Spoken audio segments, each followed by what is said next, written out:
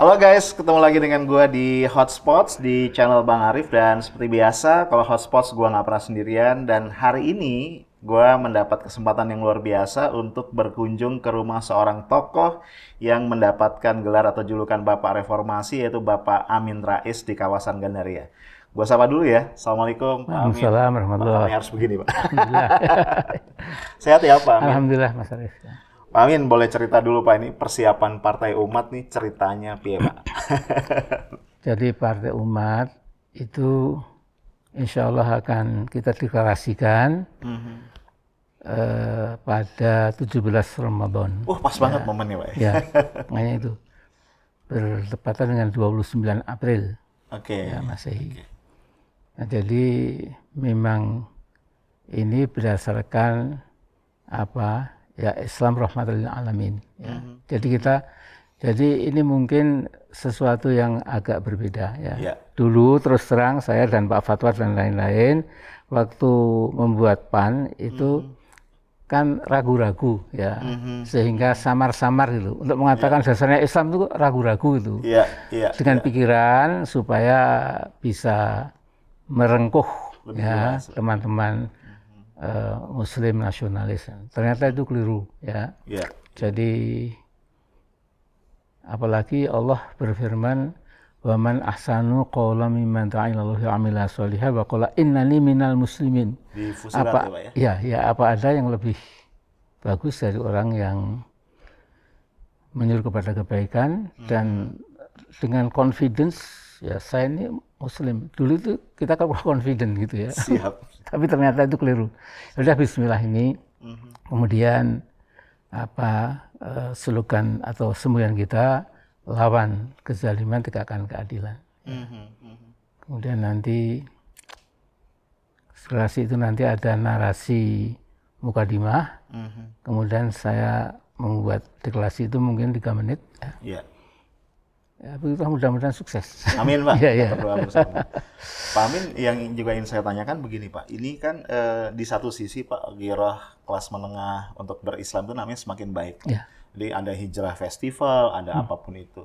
Tapi mengapa ya Pak ya dari waktu ke waktu animo untuk memilih partai-partai Islam itu nampaknya mengalami stagnasi. Kalau Pak Amin melihatnya kenapa Pak kira-kira? Mungkin tidak tidak bisa dibedakan ya secara betul-betul distintif gitu ya, antara Islamic parties ya sama the so-called nationalist or secular parties itu ya. Jadi ya the same game they play ya, sehingga lantas ya lebih aman memilih yang lebih gede, lebih besar dan lain-lain. Tapi yang kedua memang ini harus dibedah juga soal pendanaan ya. Memang pendanaan dari oligark yang menguasai ekonomi ya. Itu memang tidak dialirkan ke Partai Islam. Ya. Kemudian kita tahu bahwa money politics kan the name of the game in the town and in the nation ya. Ya jadi kemudian ya itulah keadaannya ya. Berarti Pak, politik ini sekarang lebih banyak adu logistik Pak ya, ketimbang adu narasi gitu ya? Sepertinya begitu ya. Oke. Karena itu saya menilai kelebihan dan jasa dari Habib Rizik Syihab itu ya.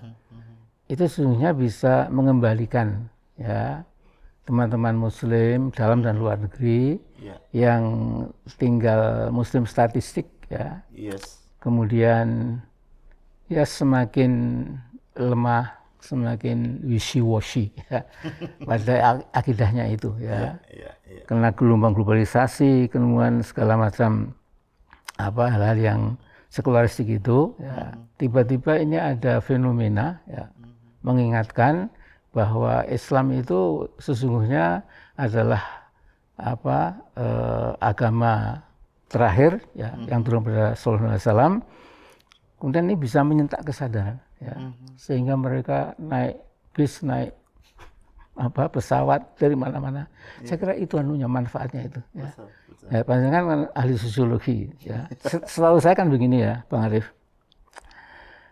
kalau suatu agama ya itu sudah mulai kendur gitu ya, sudah mulai jauh-jauh itu memang harus ada semacam fundamentalis ya, itu kebutuhan sosiologis itu. Betul. Untuk mengingatkan bahwa you have been too far man, return to the origins gitu. Kemudian mereka akan kembali pelan-pelan. Itu yang saya lihat ya. Nah, jadi bukan dampak politiknya, saya kira dampak keagamanya itu. Ya. Dan kemudian mengapa kok ditakuti? Karena memang ya kebangunan kesadaran Islam itu tidak bisa tidak, memang mesti akan mewaspadai kalau ada ketidakadilan. Ya. Sehingga Quran itu kan a book of justice. Ya. Bahkan Islam itu religion of justice. Ya. Karena benang emas Quran itu kan memang apa al-adl atau al-qist, al-adalah. Ya. Nah masalahnya kalau sampai orang-orang Islam itu sadar bahwa agamanya itu menganjurkan bahwa orang beriman harus menegakkan keadilan, maka yang selama ini status quo dinikmati, ya, mengeksploitasi manusia, kemudian memborong kekayaan, ya harus merasa terancam. Saya kira itu keterangannya. Ya. Betul. Jadi sebenarnya konsekuensi logis aja Pak ya, dari pertarungan kepentingan. Pak Amin, saya ingin flashback sejarah sedikit. Saya terus ingat banget Pak, physically ketemu Pak Amin itu lama sekali Pak. Itu pas reformasi ya di Jogja.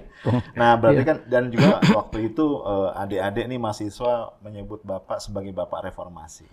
Saya ingin tahu Pak, sebagai orang yang berperan besar di dalam reformasi, Bapak sempat membayangkan nggak Pak kondisi negara kita, politik kita, demokrasi kita seperti hari ini? Ini makin rusak. Ya. Jadi dulu kan keberatan kita itu pada Orde Baru itu namanya republik, tetapi kok Pak Presiden seperti kepala kingdom, ya. Jadi raja. Ya seperti raja. Ya. Jadi kemudian semua di satu tangan. Ya. Kita ingat ya Bang Arief, kalau ada pilkada itu, ya selalu DPRD itu mesti mengirimkan calon bupati, calon wali kota, calon gubernur gitu. Tapi sudah tahu yang satu itu istilahnya kan calon sembelihan, hanya sebagai pelengkap. Betul. Jadi begitu kuatnya, apapun di tangan Pak Harto. Kemudian yang kedua, memang yang namanya KKN itu memang juga merebak, ya, juga nepotisme. Ya. Nah, tapi dulu itu sepertinya walaupun Pak Harto itu sangat kuat, ya, tetapi masih ada etika, saya kira, ya. Ya masih melipir lah gitu, ya, dalam bahasa Jawanya itu. Jadi kadang-kadang, iya, betul. Karena ini saya sudah betul-betul, saya tidak tahu apa istilahnya, ya.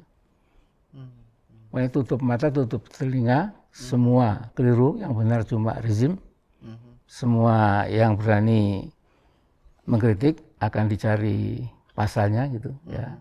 Apalagi ada menteri siapa itu yang bilang itu gampang kok, pegang dulu, tahan dulu, nanti carikan pasalnya. Karena saya tahu gitu, ya. Ya seperti orang kampung itu pukul dulu urusan belakang gitu, ya. Ini menyedihkan karena menurut saya Pak Lurah ini sudah tidak melaksanakan sebagai presiden, ya. Di belakang Pak Lurah ini saya kira ada giants, ya, economic, intelligence, military, financial giants gitu, ya. Goliath, Jalut yang besar sekali, ini hanya puppet saja, ya. Ya. Jadi ayo pindah ibu kota dipindah gitu. Ayo ini, ayo tambah utang terus saja gitu. Jadi seperti tol laut itu jelas itu untuk mengamankan obor. Ya obor itu. Kalau tidak salah timnya Pak Jokowi itu sebelum menggaungkan tol laut itu kan ke Beijing gitu. Ya. Kalau tidak salah ke Universitas Partai Komunis Cina gitu. Dan di situ diberitahu gitu. Kemudian dia sepulang itu kan kita negara archipelago, jangan memunggungi laut itu. Kita akan mentol laut. Yeah. Ujung-ujungnya saya kira memang kalau kemudian kita lihat ada reklamasi berapa pulau-pulau itu katanya nanti kan ada landasan helikopter. Saya kira itu untuk apa? Untuk mengepung kita secara strategis ya. Karena jadi dulu seburuk-buruk atau bukan buruk ya. Jadi selemah-lemah Pak Harto itu sepertinya masih ada perbedaan ya. Jadi businessmen ya, entrepreneurs ya, stay put at your domain ya, jangan masuk ke politik apa-apaan itu ya. Tapi sekarang ini politik sudah di ketiak ekonomi gitu ya. Jadi semua selesai. Jadi ini ya saya nggak tahu bagaimana ya, apalagi kalau dihubungkan dengan Chinese Lebensraum policy atau politics ya. Jadi saya kira Cina yang terlalu banyak penduduknya itu saya kira mengarahnya ke kita ya. Di sini sudah ada sekian persen dari teman-teman Tionghoa yang akan menjadi agents yang sangat bagus gitu. Dan kemudian saya khawatir lah ya, seperti kata banyak orang, jangan-jangan yang berbondong-bondong katanya pekerja Cina itu kok gagah-gagah tegap-tegap itu ya. Jangan-jangan mercenary gitu. Saya alam ya. Tapi ya kalau intuisi sejak kapan punya intuisi, tapi ya kekhawatiran lah ya. Semakin nggak berkutik ya. Dan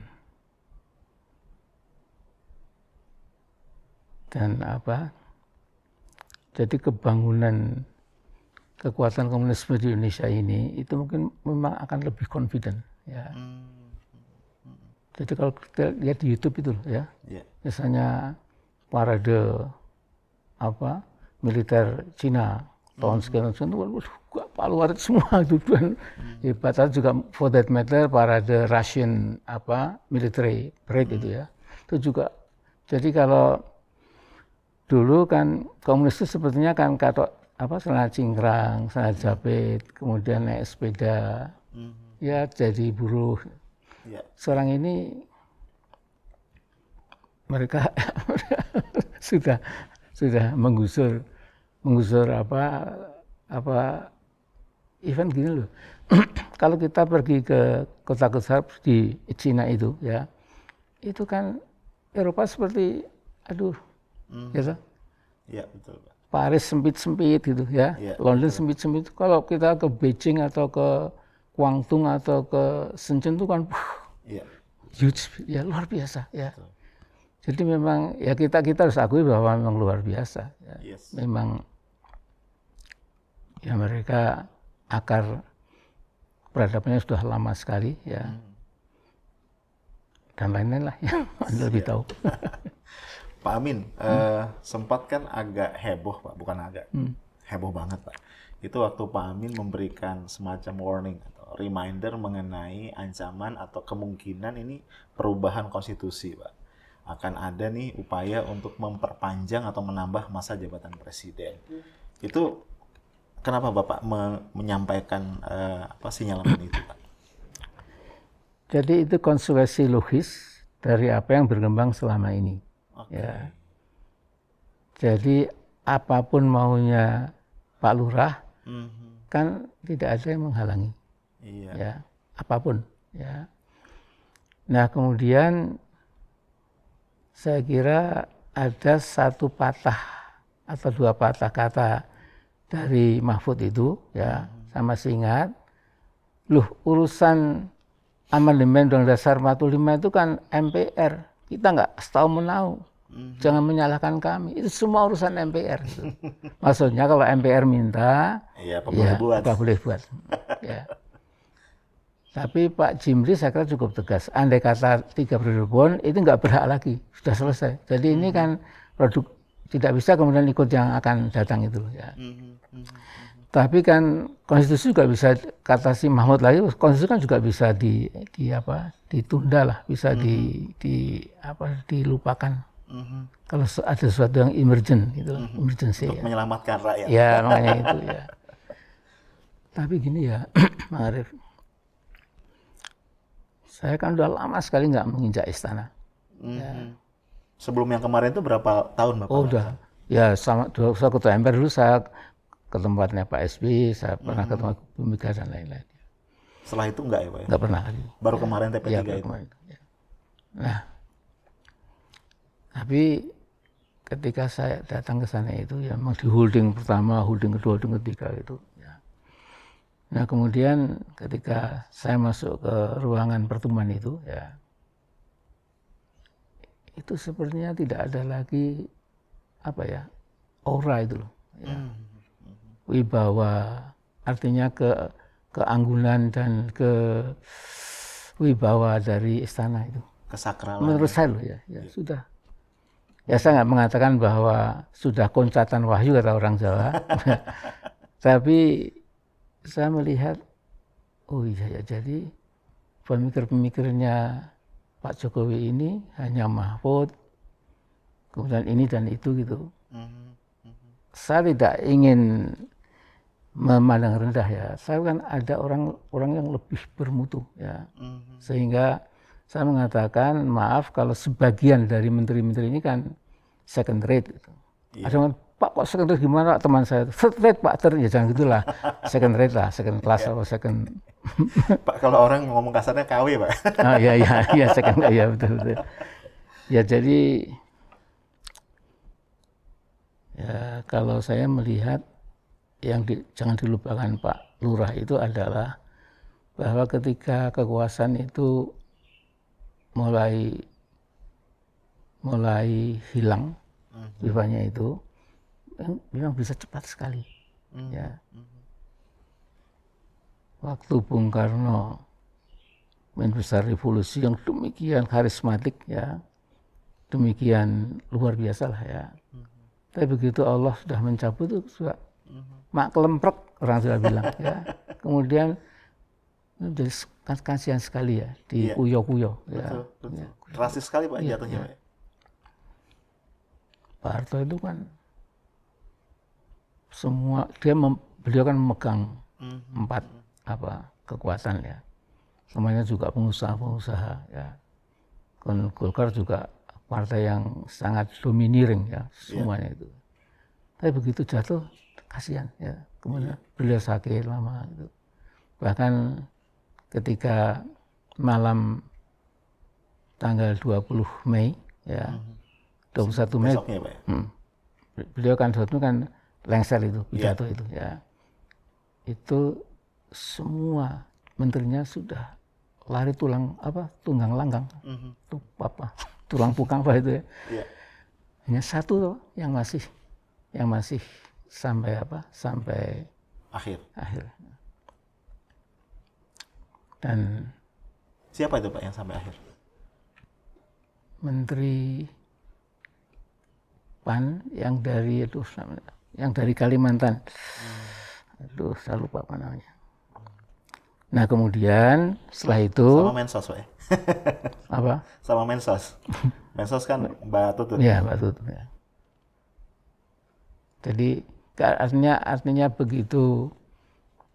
Jadi gini sesungguhnya loyalitas kepada pemimpin itu kan ternyata bisa palsu toh ya. Betul Pak. Jadi kalau perempuannya nggak punya pendapat, abang sayang, abang punya uang sayang, abang melayang apa itu. Jadi kalau masih kalau nggak ya sudah gitu loh. Iya. Jadi bahkan Pak Harmoko yang selalu mengatakan sesuai dengan pengarahan Pak Presiden, itu kan malah minta sebagiannya Pak Harto turun. Dulu terkenal betul ya Pak ya? Iya. Kalimat itu sesuai dengan pengarahan Pak Presiden. petunjuk Pak Presiden. Ini kan ketua MPR waktu ya, mengatakan sebaiknya Pak Harto turun. Coba bayangkan kayak apa rasanya Pak Harto. Iya. Luar biasa. Ya itu mau saya Pak Lurah ini hati-hatilah gitu. Ya dunia hanya kayak gini ya. Nanti dan dia nggak punya partai gitu. Ya. Yang punya partai kan Bu Mega gitu. Ya. Jadi apakah para pendukungnya yang kadang fanatik itu apa akan pecah gesang derek Pak Lurah kan juga enggak itu. Iya. Jadi saya kadang-kadang mengingatkan lah, bahwa ingat apa power itu ya sementara gitu. Begitu hilang ya sudah gitu. Ya. Nah kalau di Amerika presiden itu setelah turun kan juga masih tenis dengan teman-temannya, ya. Kemudian masih Mr. Presiden gitu. Iya. Kemudian ceramah-ceramah di kampus-kampus yang terkemuka gitu. Masih Ya, dihormati, Pak ya? Nah Pak, itu ya. ini apa namanya kan memang banyak orang meng-compare, Pak, antara Pak Harto dengan presiden saat ini. Salah satu yang compare itu tadi, oke, Pak Harto ada KKN-nya, ada corruption-nya di situ. Tapi yang lebih mengerikan saat ini semua itu ada katanya, tapi juga plus adalah politik dinasti, Pak. Nah, Pak Amin melihatnya gimana, Pak? Ya itulah. Jadi memang Pak Harto dulu punya langkah yang kemudian orang terkejut, kok masa anak kandung jadi menteri sosial. Ya. Tapi kemudian sebenarnya disadari juga, ya. Kan kemudian lantas nggak pernah muncul lagi, seingat saya. Ya. Nah kalau ini secara sistematik menurut saya, ya. Jadi anak kandung di Solo, mantunya di Medan. Ya. Kemudian tadi ngomong-ngomong sebelum tadi ini kan saya bilang sama Mas Arief itu, mengapa tokoh-tokoh partai semuanya itu kok sowan ke Gibran? Yes. Ya.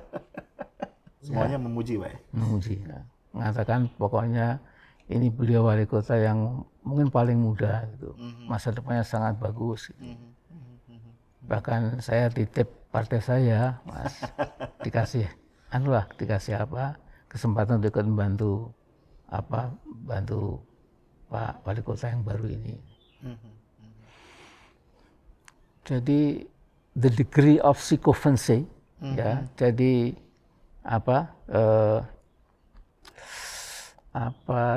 tingkatan penjelasan itu luar biasa, luar biasa.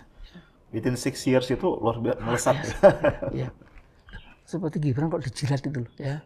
Kalau jilat Pak Lurah lumayan lah ya. Ya masih make sense, Pak ya. Because he is the president gitu, Pak ya. Jadi Rocky Gerung kan juga kadang-kadang tajam sekali tuh. Betul. Misalnya ada menteri yang memuji-muji istana, kemudian terus betul-betul dia kepala batu gitu. Terus Pak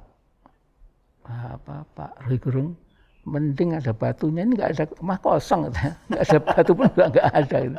Jadi dan gini ya, Mas Arief, jadi kalau seorang pemimpin itu sudah frontal dikritik oleh segala sesuatu, menurut saya pertanda memang ya sudah kehilangan wibawa itu. Nah di dalam ilmu politik itu kan you have strong legitimacy as far as your people still trust you. Once you lose the trust, you are gone with the wind. Ya. Nah menurut saya sepertinya Pak Jokowi ini ngomong apapun sepertinya makin sedikit yang percaya gitu. Ya. Masalah sekarang sebaliknya barangkali. Ya. Nah kalau sudah seperti ini kan agak berat. Ya. Tetapi saya selalu mengatakan masih ada harapan, ya. Masih ada 3 tahun 7 bulan. Kalau mau putar haluan ke arah yang lebih benar, masih ada harapan. Tapi kan waktu terus berjalan nih. Ya karena saya kan masih ada 3 tahun. Ya. Kalau tiba-tiba kemudian kesinungan wahyu gitu, wahyu jati. Ya. Dapat ilham ya. Ya. Siapa tahu.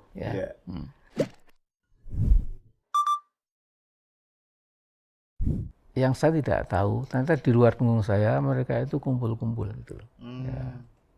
This is about time to push Pak Amin out from PAN gitu loh. Ya. Mereka ini di luar kubu atau salah Mereka kubu? ini Pak Hatta Rajasa, Pak Tisno Bahir, Pak Zulkifli Hasan. Ya. Alasannya apa, Pak? They Alasannya, want to push you. Pak Amin Rais jadi penghalang gitu loh. Jadi mereka sudah kebelet bergabung dengan Pak Jokowi itu loh. Oh,